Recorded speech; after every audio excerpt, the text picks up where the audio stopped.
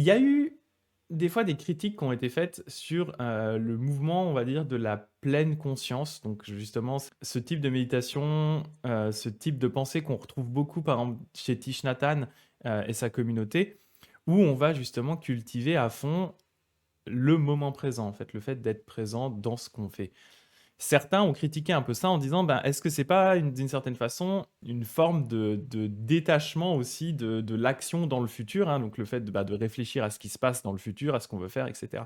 Donc pour moi, en fait, ce que Walpola explique ici, c'est justement, il dit non, il ne faut pas le comprendre comme ça. Quand on dit qu'il faut rester au maximum dans le présent, en fait, ce qu'il veut dire par là, c'est que de un, ça sert à rien de se torturer avec le passé, avec les choses qu'on aurait pu faire, dans le sens où ça sert à rien de souffrir soi-même, par exemple avec les remords sur des actes qu'on aurait pu faire, etc.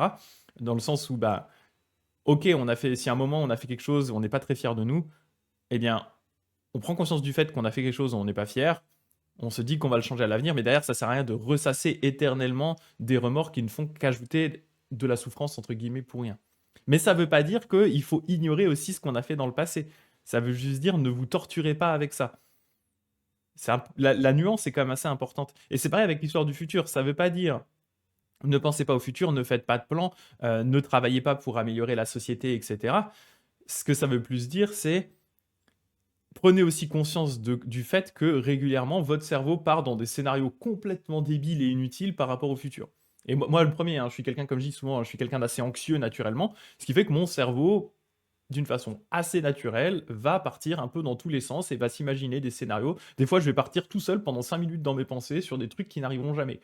Et ça, pour le coup, c'est pas forcément utile. Je ne fais que ressasser des potentiels scénarios de trucs qui n'arriveront jamais et qui me font plus de mal que de bien. Mais faire ça ne veut pas dire qu'il faut pas réfléchir au futur et se dire, ben tiens, voilà, peut-être qu'il faudrait faire telle et telle chose pour que le monde aille mieux. Il y a une nuance entre les deux, en fait.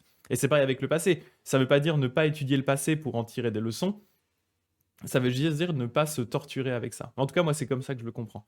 Mais c'est vrai qu'il y a toujours le problème, hein, c'est ce que dit Eponine avec la fameuse mindfulness, hein. Il y a un peu ce problème avec l'effet mindfulness qui serait de dire, effectivement, je ne me concentre que sur le moment présent, je ne m'intéresse pas au passé, je ne m'intéresse pas à l'avenir.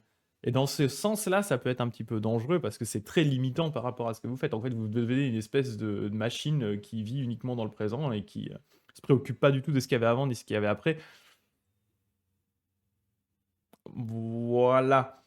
Les managers qui utilisent la mindfulness pour changer de sujet quand tu parles de congés futurs. Ouah. Ah ouais, c'est chaud quand même, hein.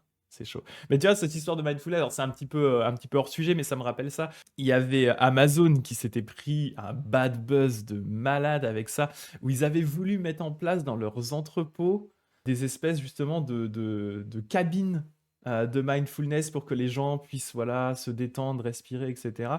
With Amazon. I wanted to provide a place that's quiet that people could go and focus on their mental and emotional well-being.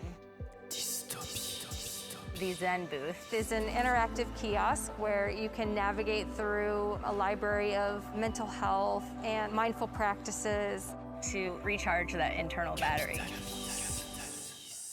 Et en fait, plutôt que de traiter le problème de fond qui est, il y a, disons, des conditions de travail de merde, c'est catastrophique, etc. Ils sont pas libres du tout de leurs mouvements et tout. On leur dit ah mais non, tu vas aller mieux, regarde, tu vas pouvoir te mettre dans la petite cabine de mindfulness et tu vas pouvoir respirer. Bien, tu vas faire ça pendant 30 secondes et après tu vas être productif. En fait, tu ne traites pas la cause, tu mets un espèce de vieux pansement tout naze sur une grosse plaie ouverte. Bah, c'est pas marché. Il y a de plus en plus de critiques du mouvement mindfulness justement liées au capitalisme. C'est ce que dit Eponine, là, tout concept peut être détourné par le capitalisme, le tunnel arrive, oui, c'est vrai. Tout concept peut être détourné par le capitalisme. Et je sais qu'il y a des livres qui ont été écrits, pour l'instant, j'en ai pas lu, mais il faudrait que je m'y mette. Il y a un livre notamment dont j'ai entendu parler qui s'appelle Mac Mindfulness, qui est justement du coup une critique du mouvement mindfulness repris par le côté capitalisme, où en fait on va dire aux gens, mais ne cherchez pas à traiter la cause du problème. La cause du problème, c'est pas le capitalisme, c'est pas les grosses corporations qui vous écrasent et qui vous traitent comme de la merde. Non, non, non. Le problème, ça vient de vous, c'est parce que vous n'êtes pas assez conscient du moment présent. Donc soyez conscient du moment présent. Respirez et vous verrez que le capitalisme n'est pas un problème.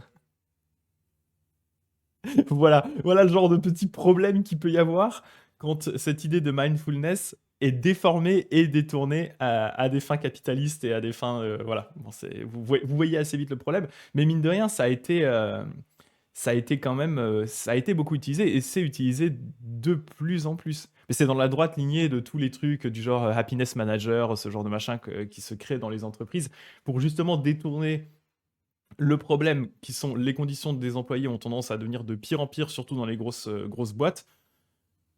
Détourner ce problème-là pour dire non, non, mais recentrez-vous sur vous-même, on va créer des petits éléments pour que vous ayez mieux au quotidien, quoi. C'est. Voilà. Enfin, en tout cas, tout ça pour finaliser cette histoire, on va dire qu'effectivement, le mindfulness, c'est bien, mais attention à comment on l'emploie, comment c'est détourné, aux extrêmes que ça peut amener, aussi à la culpabilisation potentielle que ça peut amener, hein, parce que comme je disais, un des éléments qui est utilisé justement par ces grosses boîtes, c'est de dire le problème ne vient pas de la société, ne vient pas du capitalisme, ne vient pas des grosses corporations, le problème vient de toi parce que tu n'es pas assez conscient du moment présent. Voilà. Mais à l'inverse, en le prenant dans le bon sens, le fait de pouvoir par moment se ramener réellement au moment présent, arrêter le bullshit qui se passe dans notre tête, ça peut des fois servir dans un cadre que ce soit personnel ou professionnel. Mais il y a une différence entre ça et se remettre la cause entière sur les personnes euh, au lieu de critiquer ce qui doit être critiquable, quoi. Voilà. Certaines boîtes en reviennent de la méditation d'entreprise, des fois ça marche et les gens se désengagent de leur mission. Ah ouais, ah oui, il y a le bon sens aussi, ça dans ce sens-là, ouais. Tu découvres le détachement par rapport à ça et tu te rends compte, tu te dis mais attends, mais qu'est-ce que je fous là en fait? C'est quoi? Pourquoi je suis dans cette boîte horrible? Qu'est-ce qui se passe? Tu prends conscience de la réalité des choses. Ça peut aussi marcher dans ce sens-là. Voilà, voilà.